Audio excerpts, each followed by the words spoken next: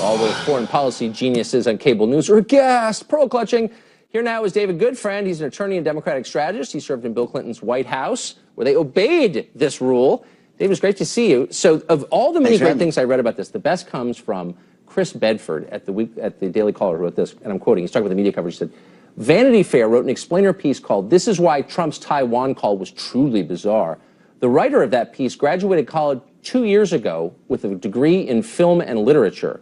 The chances she knew how the president is supposed to take calls from Taiwan are low, to put it mildly. Like, no one's asking the obvious question, which is this good for America or not? Why is nobody asking that question?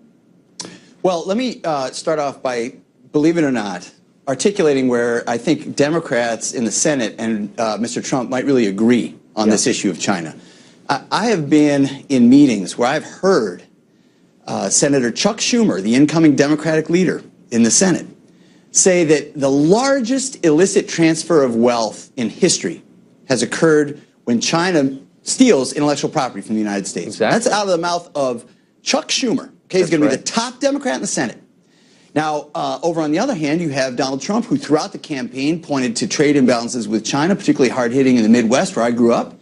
And you know what? They're in violent agreement with each other. I agree with that. I think there's going to be a lot of a common purpose when it comes to addressing trade imbalances with China. So let's just start with where there's agreement.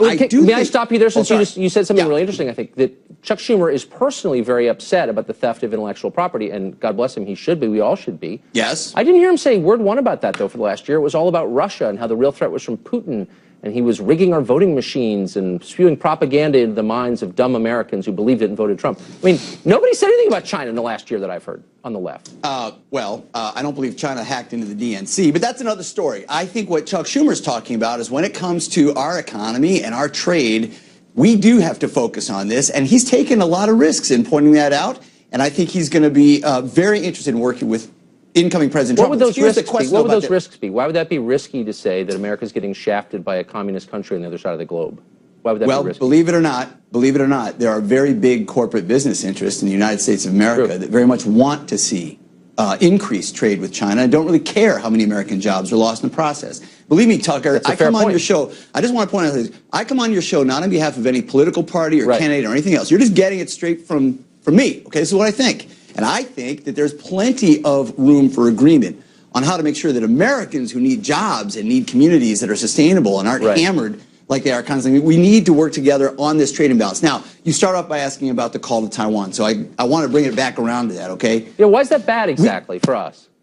Well, I think if we could point out where we agree, there are some economic issues we need to hammer out with China. Now we come to the issue of tactics, okay? What's the best way, now that we actually have some unanimity here in the United States, so we can gather around a position, what's the best way to show a united front and make that best initiative come forward to the Chinese? Is it by having Democrats and Republicans work through our legal system and saying we're going to change the way trade happens, we're all going to be in agreement, we work on this, we make laws, that's how we do it here in the United States? Or is it a phone call between the incoming President of the United States that I think most people in foreign policy would agree is going to be interpreted as incendiary by the Chinese? Well, it was probably meant to be incendiary. But hold on, but those are two separate things, and you could probably do both at the same time.